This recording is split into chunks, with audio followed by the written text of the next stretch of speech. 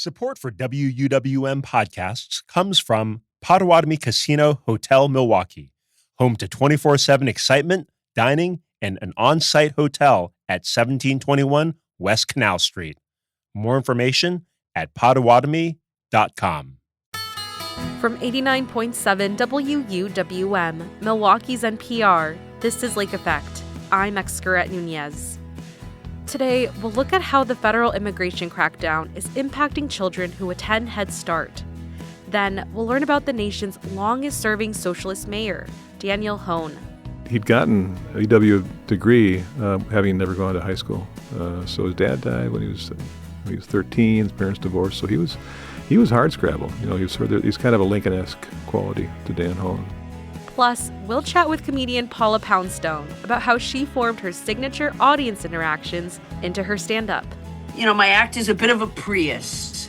You know, sometimes I'm using gas, sometimes I'm using electricity, and I prefer electricity. All that's coming up on Lake Effect.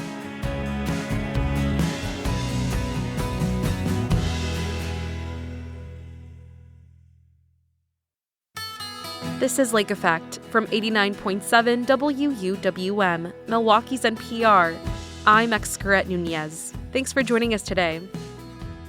A new report surveyed families and leaders of Head Start centers in 7 states. It found that kids fearing ICE are acting out in class or being kept home. Head Start provides free and low-cost childcare to qualifying families, and the program is popular for its dual language offerings. WUWM education reporter Catherine Kokel dug into the report with Jenny Maurer, the executive director of the Wisconsin Head Start Association. She begins by describing what the report shows. Anecdotally, what we've heard from programs is that kiddos are coming into that classroom environment exhibiting those signs of stress and trauma. And in general, what stress and trauma can look like, you know, a 3-year-old doesn't come in and say, I'm having a bad day, I'm scared. Those general behaviors can show up as either withdraw from participating and playing, or it might show up in some challenging behaviors where kiddos are biting, kids are throwing stuff, really creating a challenging environment for the classroom and for their peers. And really when a kiddo shows up and is behaving in that way, we know that they're just trying to communicate that they're having a hard time, and they just don't have all of the words for it like an adult might have. And so it really impacting their ability to fully participate in that classroom environment. Yeah, and I want to add some examples from the report here. Children were afraid to leave their homes, thinking that they wouldn't see their parents again. That was a response from one person. Someone else said that a child didn't want to go to the playground. So that kind of backs up what you're saying, that children are experiencing these things and they're manifesting in these kind of unexpected ways in not wanting to go outside or acting out. Yeah, you know, I think we're seeing children show up where their community, both at home and in their broader community, is rattled. So they're feeling unsafe, they're feeling anxiety, they're feeling stressed about, will their parents be taken? Will someone in their community be taken? And then we're also seeing behaviors where it's showing up in the play between children.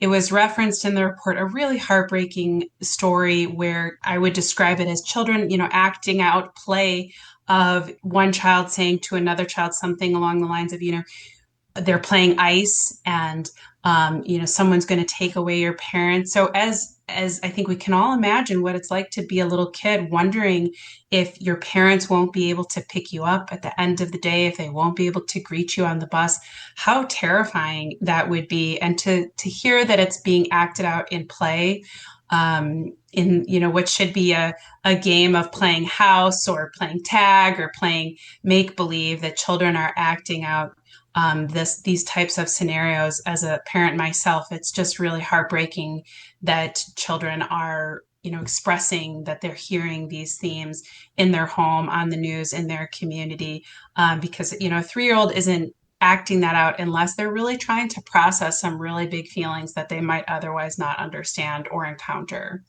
Yeah, I wanted to ask about that too, because in addition to seeing this come up in play scenarios, this report also shared examples of this coming up as a threat. There was a respondent, we don't know where this person was based, who reported that, quote, I have had 4 separate instances where white children told Latino children in the classroom that the police were coming to shoot them, or that they were going to report them and have them sent away. So in addition to this coming up in play scenarios, it's also coming up as a threat and potentially being used in a bullying manner. When I think about both the child who is making those kind of hurtful statements and the children who are on the receiving end, both of them tell me that something is fundamentally not right in our communities. When children feel emboldened to use that kind of language with their peers, and then someone has to hear it, I'm worried about all the kids. I think right now, what is happening in the adult context in so many of these discussions is one thing. But when I think about what I hope for all children in our communities is that they have safe, welcoming environments where their learning and their health and wellness can be supported.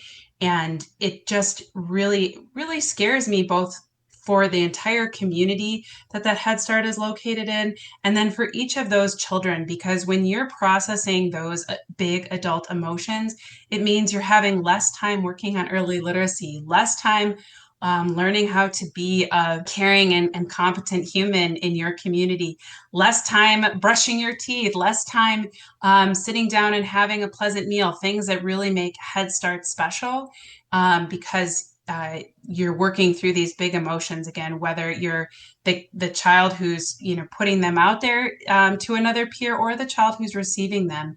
It really tells me again that the kids are being impacted by these larger conversations. And that really scares me for our future generations, because they're losing learning time, they're losing critical development time to fear and anxiety and really hurtful interactions with their peers. Today we're talking with Jenny Maurer, the executive director of the Wisconsin Head Start Association. Jenny, I also wanted to ask about attendance. 78% of staff that were surveyed here reported that ICE enforcement activities had a noticeable impact on student attendance. I wanted to ask what happens if a child doesn't get this instruction. I mean, unenrollment obviously creates financial pressures for the family and the Head Start Center, but there's a bigger cost here, right? There is certainly a bigger cost here. What we know about Head Start is that it's a critical lifeline for communities and in Milwaukee and across the state and across the country.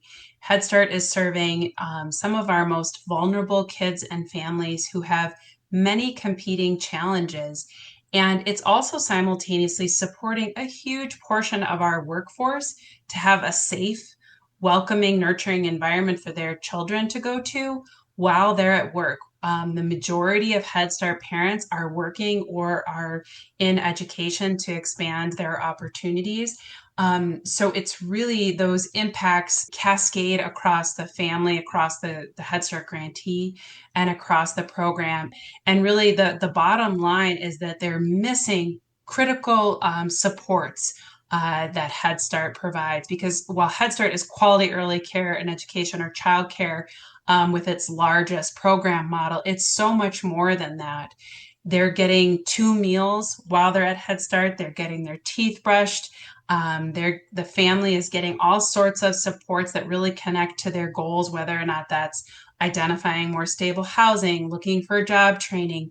It's a myriad of comprehensive services that really wrap around those families that are participating, so that families are unenrolling because they're afraid about possible ICE activity. Really just has me so concerned for the state of those families, again, for the child and for the parents and their ability to accomplish their goals and take care of their children.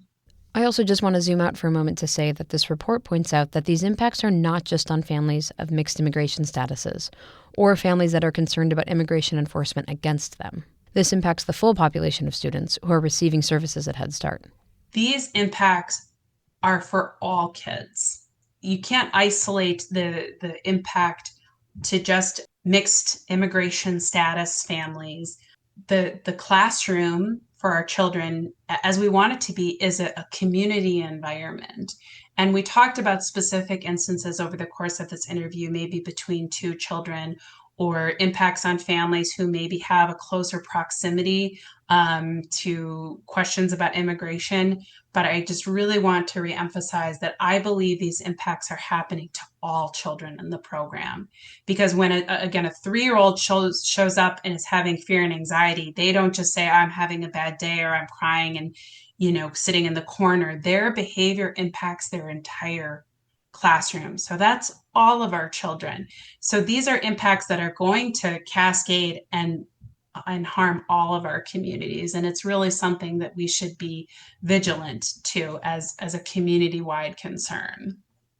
Can you speak to why your association and other Head Start centers are calling for a reinstatement of the sensitive location policy? That's a practice that treated places like childcare centers, hospitals, and schools as locations where ICE and Customs and Border Protection enforcement wouldn't necessarily go on unless there were an emergency. Yeah, certainly. Sensitive locations, I want to be clear, isn't a total solution to the challenge that Head Start is facing as it relates to ICE and related enforcement actions around our community. But it's one piece of a puzzle that I think could help ameliorate some of the stress and anxiety. As a parent myself, the idea that several masked law enforcement folks could be coming in to pull an adult out of a childcare center with guns, with paramilitary gear, that is a terrifying reality.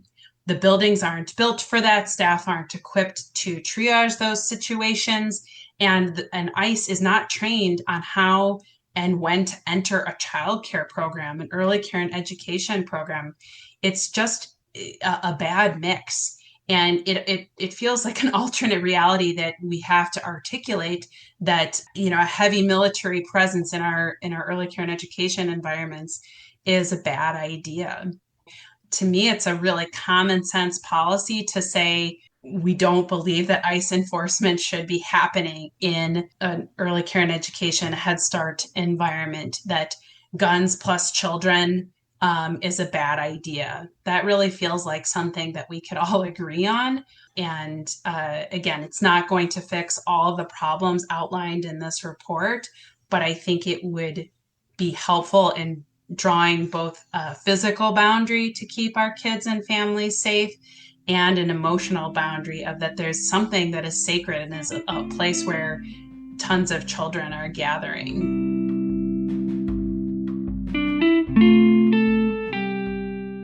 Jenny Maurer is the executive director of the Wisconsin Head Start Association. She spoke with WUWM education reporter Catherine Kokel.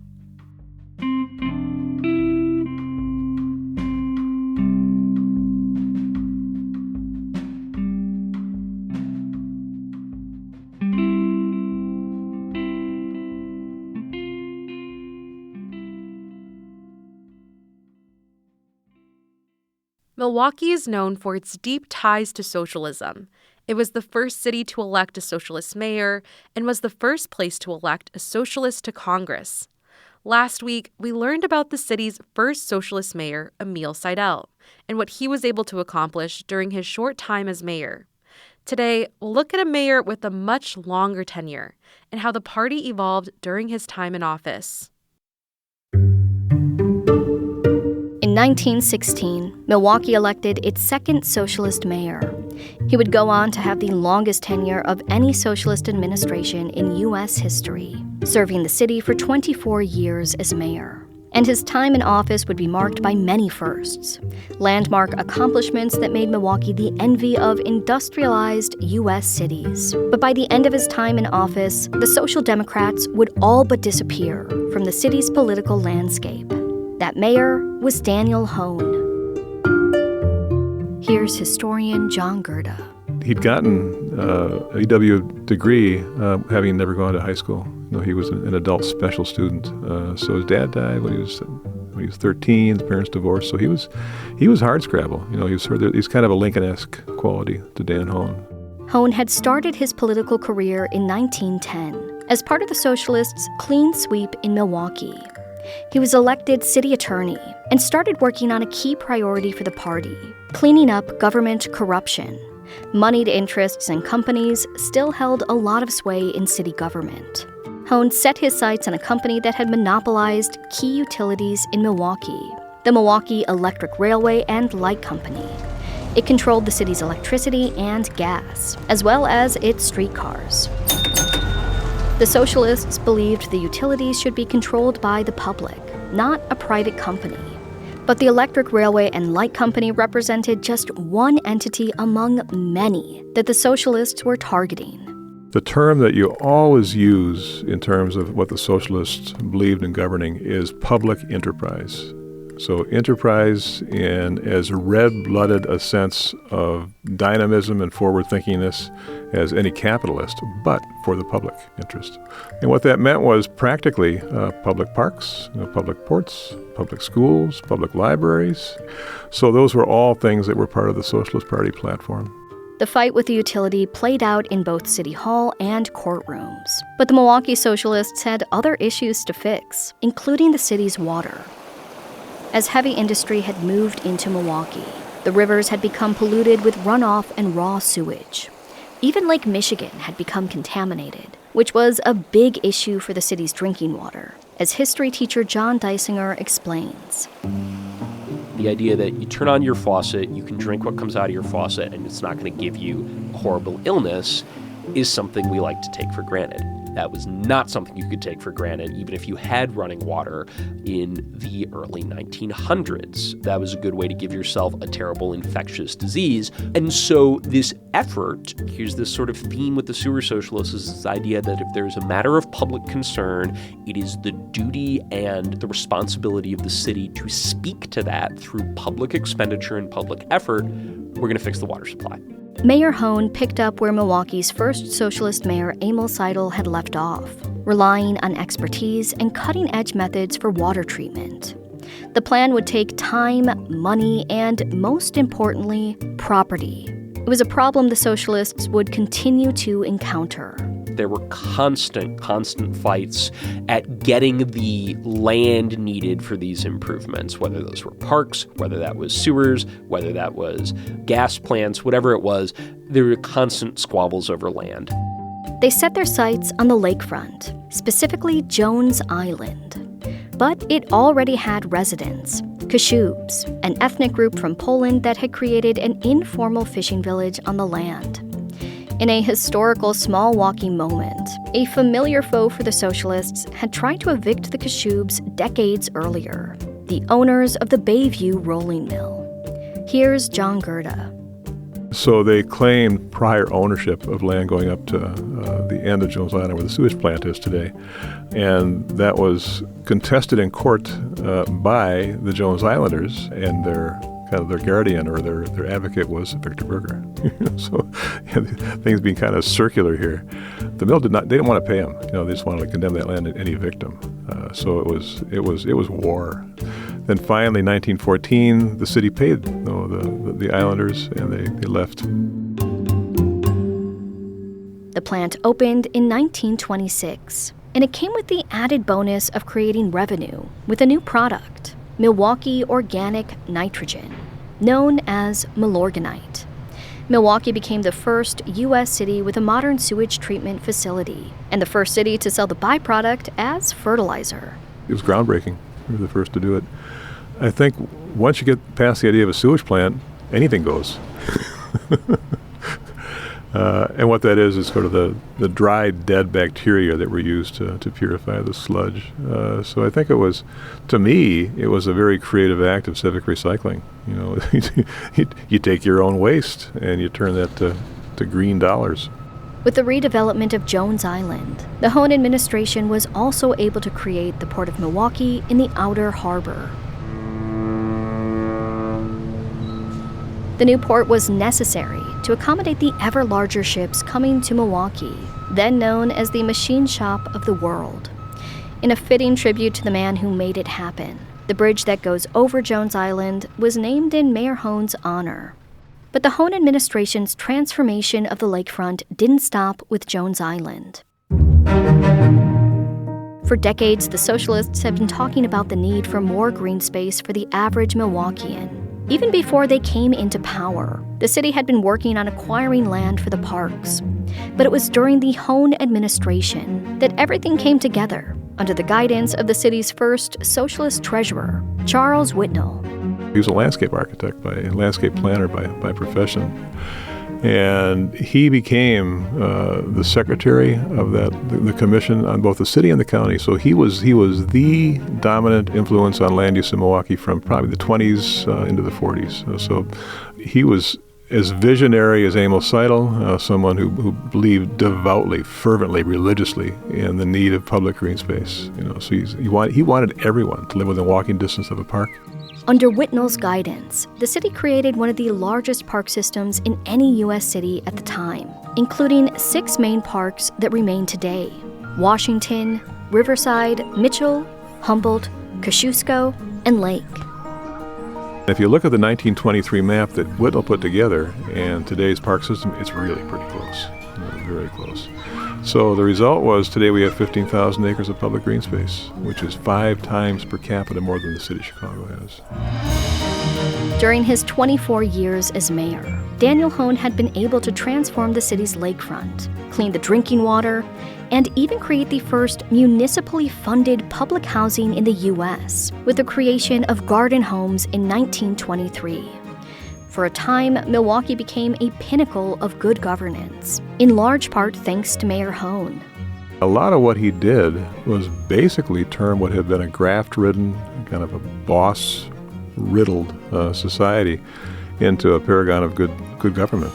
So it's hard to imagine today, but Milwaukee won during his years award after award as the safest, healthiest, and cleanest big city in America. The socialists had completely reshaped the city during their time in power, but none of their successes came easily, as Dysinger explains.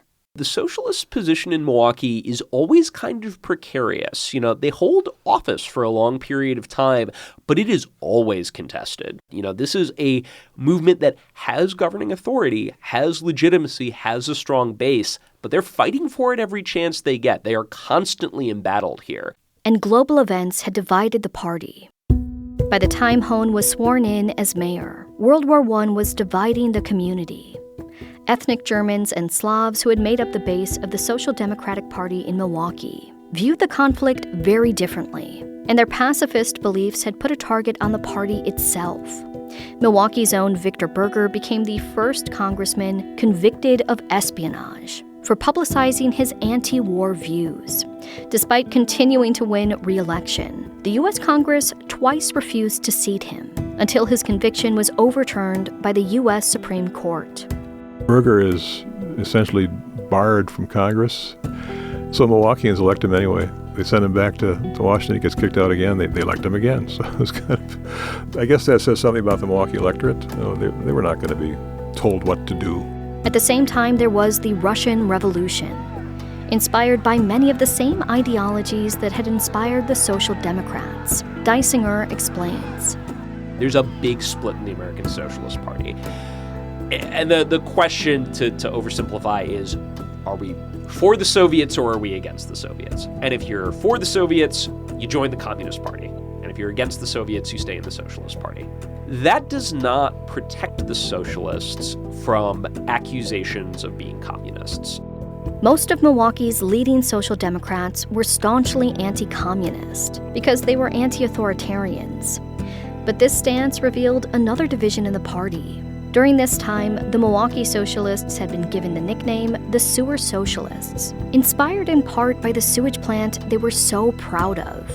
But it was also an accusation of pragmatism and complacency, as historian Ames McGinnis explains. There are other socialists who argue that any effort that wasn't focused on leading armed revolution against a capitalist society in the present was a waste of time. Increasing wages for workers was a waste of time. Ensuring that working class children had a place to play was, from their perspective, a waste of time, or even worse than a waste of time, it was counterproductive because it was making capitalism more palatable, when what these socialists wanted was to bring capitalist society to a crisis, which they hoped that they could then exploit to overturn capitalism altogether through a revolution. Then there was the Great Depression. Under the guidance of Hoan and other socialists, Milwaukee didn't take on the same debts that hampered other U.S. cities. In fact, the Hoan administration was able to keep the city solvent during the crisis and provide jobs through work programs. The New Deal, headed by Democratic President Franklin Delano Roosevelt, helped many Milwaukeeans through the crisis. But it did something else too, as Dysinger explains. The socialists bitterly complain in the 1930s that FDR is stealing all their best ideas for the New Deal. There's a grain of truth to that. And so as more and more of these sort of social democratic ideas are being incorporated into the New Deal through the alphabet agencies of the New Deal, more and more Milwaukeeans are sort of like, well, just vote for the Democrats. By the election of 1940, there were far fewer Social Democrats in office. The party was splintering, and it was about to lose one of its most prominent members. Here's Ames McGinnis.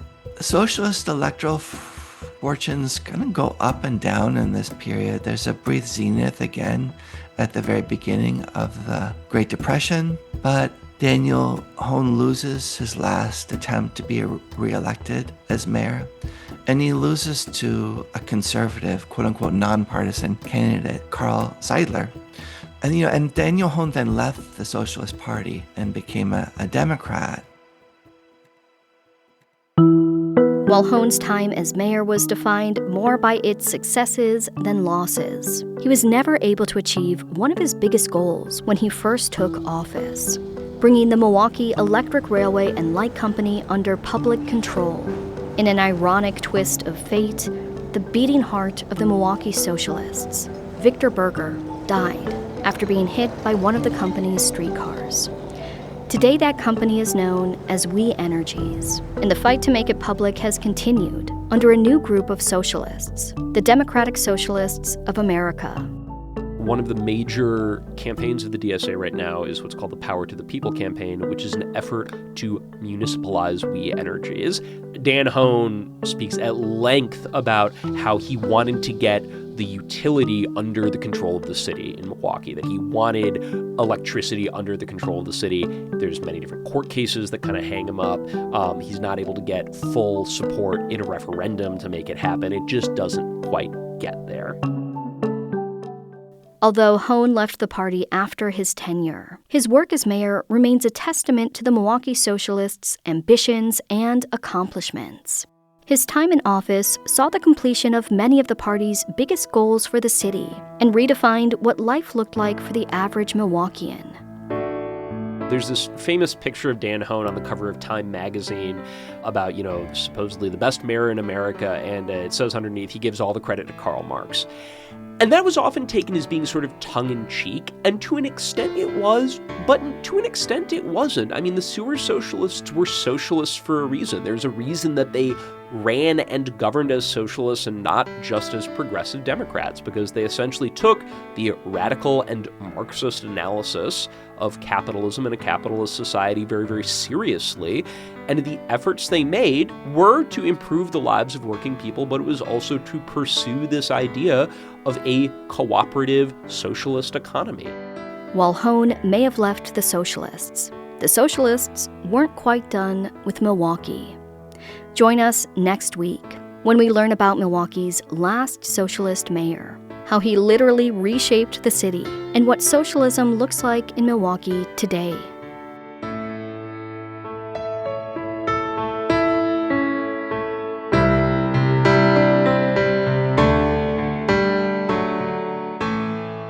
That was Lake Effect's Joy Powers with the third story in our 4-part series on the Milwaukee Socialists. At WUWM.com, you can find the first 2 parts of the series and see examples of early socialist publications and posters. A Milwaukee man's Amaretto recipe has won a Good Food Award. We'll meet him and learn about the liquor in about 15 minutes. But first, we'll check in with comedian Paula Poundstone and learn how she developed her style of stand-up comedy. That's coming up on Lake Effect on Milwaukee's NPR.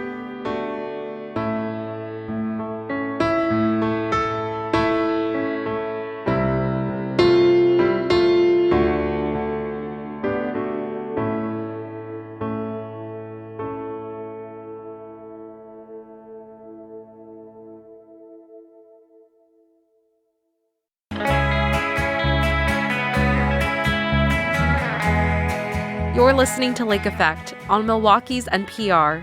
I'm Excret Nunez. If you're a frequent listener to WUWM, chances are you're familiar with the voice of Paula Poundstone. She's a regular panelist on NPR's Wait, Wait, Don't Tell Me and host of the comedy podcast Nobody Listens to Paula Poundstone. Poundstone's career spans stand-up comedy, radio, and voice acting. She'll be performing her stand-up in Lake Geneva this weekend. Lake Effect's Audrey Nowakowski talked to her ahead of the show. We'll start with some classic public radio talk. You've been a long-time regular panelist for Wait, Wait, Don't Tell Me on NPR, and you were at the last taping featuring Bill Curtis. So I'm just curious, what was it like to share the final stage with him? I know you've worked with him for decades. What was that final show like? It was great. It was fun. And I have to say that the powers that be at Wait, Wait, Don't Tell Me did a wonderful job making a last show for Bill. This wasn't on air, but they had a marching band. And the marching band was really funny. They weren't sort of conventional. They had like funny hats. And I don't know, they were dressed sort of eclectically. And I had even been told ahead of time that there was going to be a marching band. And I still was like, well, where's that noise coming from when they came in? It was pretty great. And Governor Pritzker made it, Bill Curtis Day, and he received a proclamation. And I think that Bill Curtis, who's a lovely man, I think that he was very touched. It was really nice. What are your favorite things about working with Bill, or any standout memories from all the years of Wait, Wait with him? Actually, just on a personal level, he's just a very, very kind man. He years ago, he met my son, and I called him at one point about an issue with my son, and he just always, every time I see him, he's like, and how's that going? And how is he? It couldn't be kinder. And that's nice. Most of us, maybe it's because when Bill arrives at the show at Wait, Wait, Don't Tell Me, he's not still working on his bluff story. Maybe that just makes him more accessible than the rest of us. But the rest of us are a little bit distracted generally. We're not asking after one another's children because we're like, oh, I still have to write this damn bluff story. And a lot of times the listeners do ask me about the Bluff the Listener game. The stories that are read in the Bluff the Listener game are written by the panelists who read them. Even the person who gets the real story, has to write it up. But the others have to invent it out of a whole cloth. And anyways, to me, it's homework. And so I'm always a little on edge over it. One time I was writing it during the show. I think that really upset Peter. Because I just didn't have it yet. You have to have an idea. I don't know how. I could never be a writer for a living because I can't guarantee when an idea is going to come to me. I mean, I can try to sort of make my brain fertile for receiving an idea, but I have no idea when an idea is going to flit across my brain. And sometimes it's, it's not as prompt as I might like. Can relate. And I know some comics will straight up write out their whole hour plus. What is kind of your methodology and prep? Because I know it changes a lot. You're constantly touring. I'm sure you're going through new ideas constantly. Is writing a big part of your prep, or are you more of like a bullet point kind of person? More, I suppose, of a bullet point kind of a person, but I don't have a set for a couple of reasons. I think that the main reason is just it was never a technique that I was good at, because memorizing is very hard for me. And even if I did memorize a whole set, which I could do, it would just take time and it would be, but the whole time I would be on stage, my brow would be furrowed with the effort of remembering that set. And so I, really within my first couple of years, when I had only a few minutes of material to begin with, I relieved myself of that burden by luckily discovering that I could do it another way, but B, that I was much better doing it another way. So I very rarely do two shows in the same place on the same night, or even, two nights in the same place. There are guys that literally do the exact same thing night after night. And by the way, they do it brilliantly. It's not a criticism. It's not like you wouldn't be entertained by it. You would. They figured out that works for them. I just can't do that. Now, I have material, don't get me wrong. I have one joke that I've literally done, not every night, but many nights for 47 years. It was just like one of the first jokes I ever wrote. And it's kind of a go-to, and it's in my head, and it's reliable. And in fact, I tend to throw it out there when I feel the audience slipping away a little bit. I'm like, oh, I'm going to give them the old International House of Pancakes joke. Hold on a second. Let me rummage around in my brain and find it. So I have material. I just don't have a set. Yeah, and I think that's an interesting distinction because when it comes to material, you've been a stand-up for a very long time, and you just mentioned one joke has a great 47-year shelf life, right? Do you find that material that you use has a pretty long shelf life, or do you just kind of naturally feel it out when you need to rotate something, or is each show kind of frenetic and you just get out there and go with the flow? More the latter.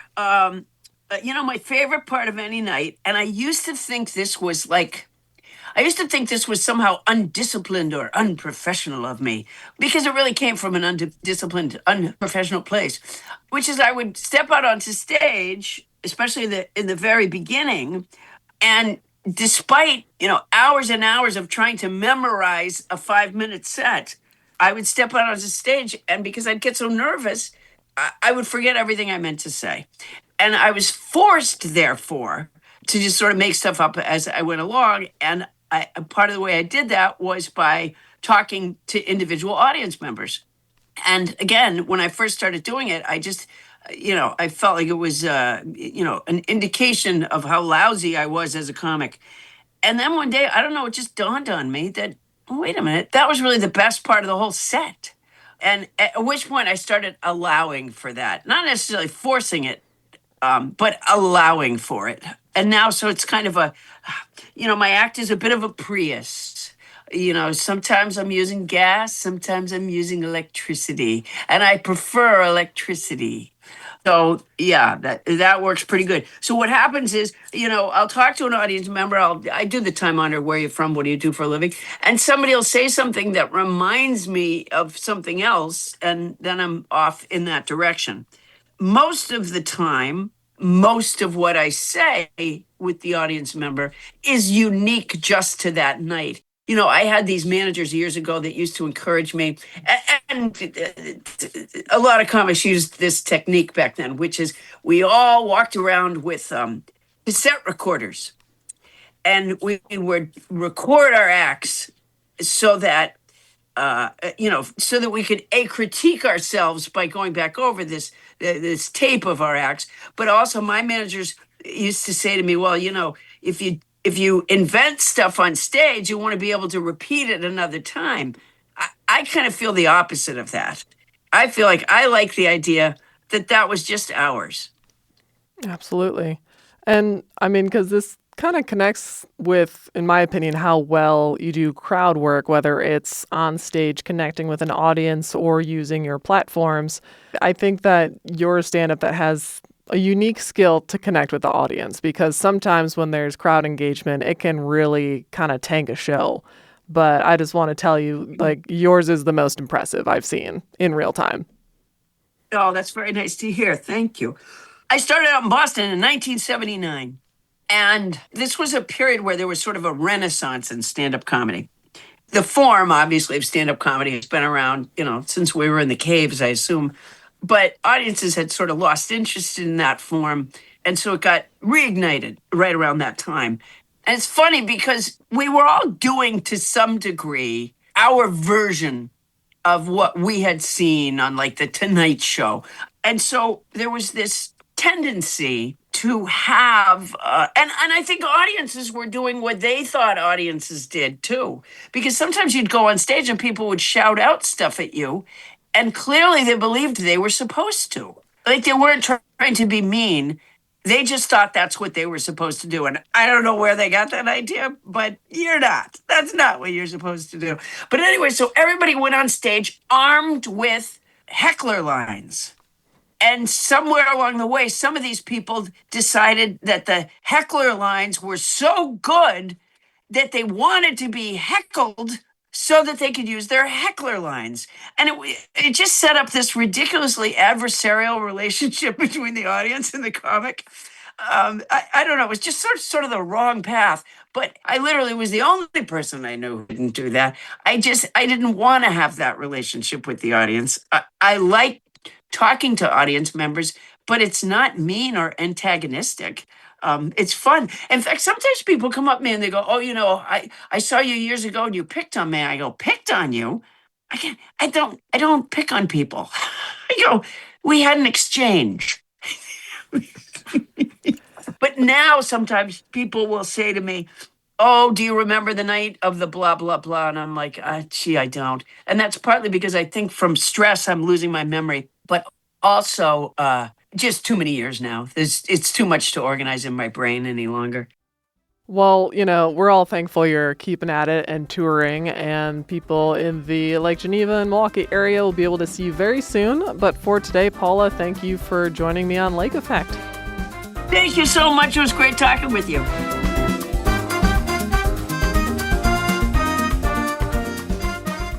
Paula Poundstone is a comedian, a frequent panelist for NPR's Wait, Wait, Don't Tell Me, and host of the comedy podcast Nobody Listens to Paula Poundstone. She'll be performing at the Geneva Stage in Lake Geneva on June 6th. Poundstone joined Lake Effect's Audrey Nowakowski. Do you need some flexibility for when you listen to Lake Effect? You can listen to us on demand. Find Lake Effect as a podcast wherever you like to listen, download it, and enjoy on the go. Still to come, a locally made amaretto recipe has won a Good Food Award. We'll meet the man behind it next on Lake Effect on 89.7 WUWM.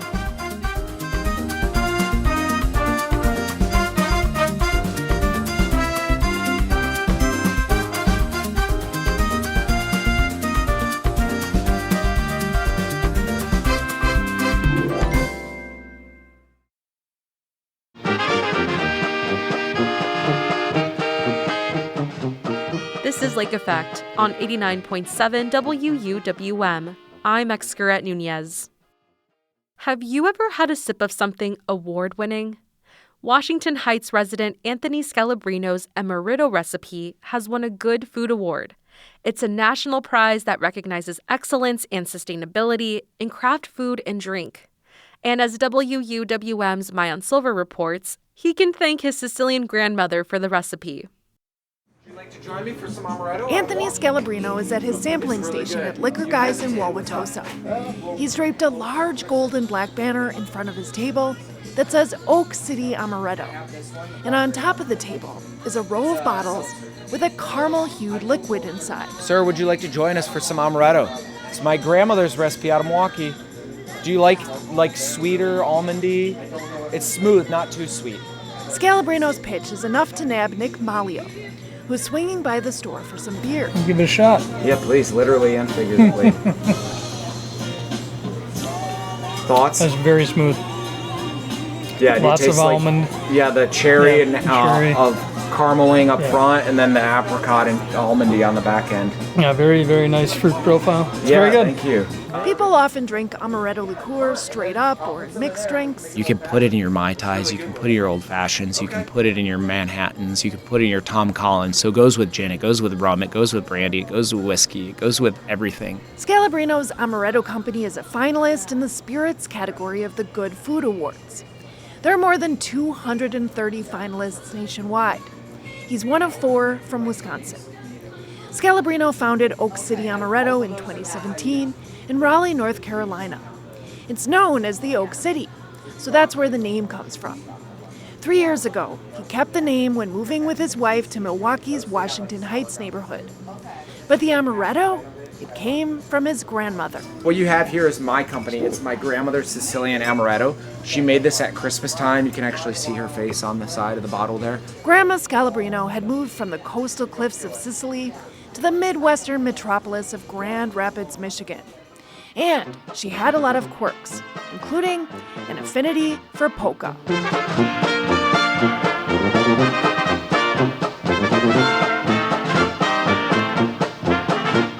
music was a huge part of upbringing in our family. And besides like the classic rock and the oldies, we'd go to Grandma's house and she'd throw on polka records. And we would dance the polka in her living room.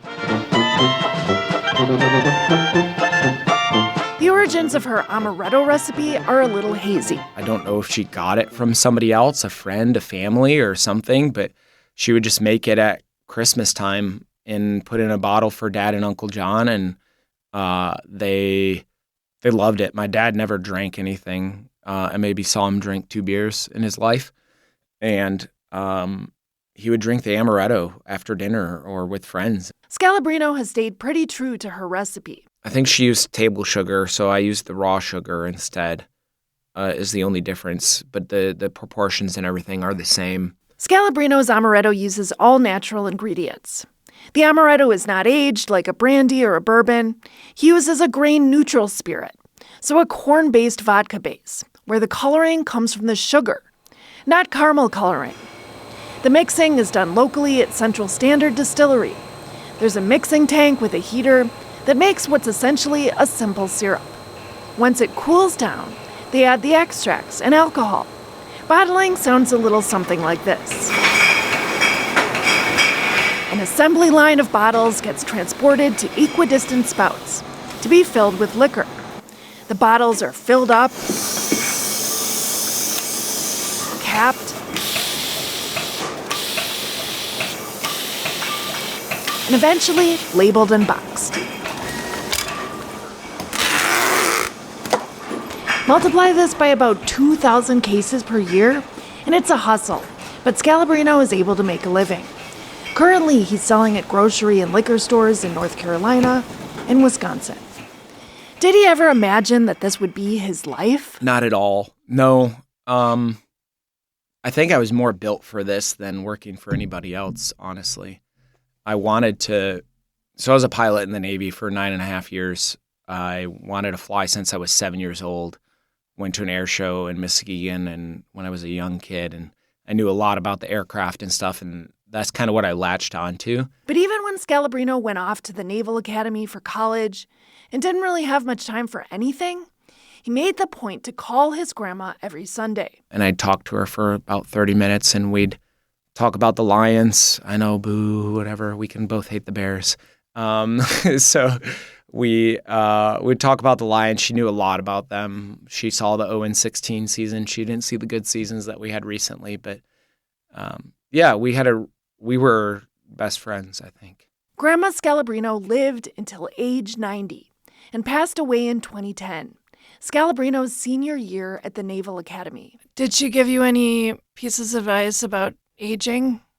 No, not like outwardly, but like that was the advice. Was like, I asked her if like one advice she could give, and she said, treat others how you want to be treated. I mean, you called her all those years when you were in the Naval Academy, and you talked to her for so much. You made a priority of staying in touch with her and communicating with her. And do you ever feel like when you pour yourself like a glass of this that you're kind of communing with her in a way, or not necessarily? No, I think that's a good parallel.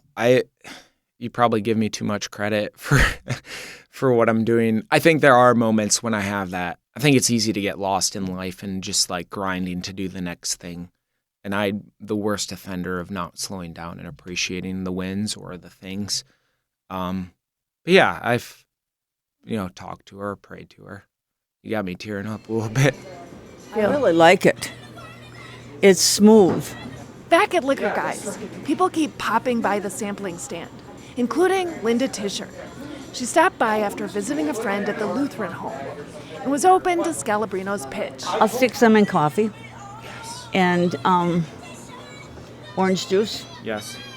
Stone sour. Do a good stone sour. Cool. No. Just with orange juice? Yeah, just with orange juice. Awesome. And a little grenadine. Scalabrino says he's had to do a little bit of re-educating people about what they can use amaretto in.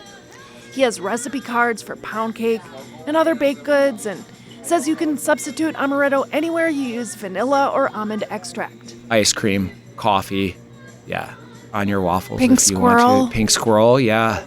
That's awesome. I love it. Yeah, we're going to do something with Bryant's.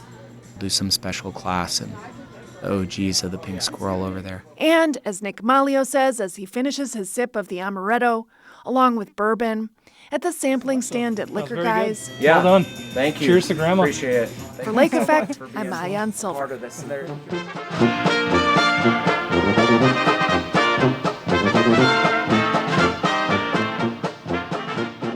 That's Lake Effect for today. I'm Excaret Nunez.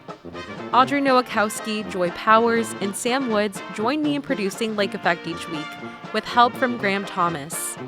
Becky Mortensen is our executive producer, and Emily Files helps edit the show.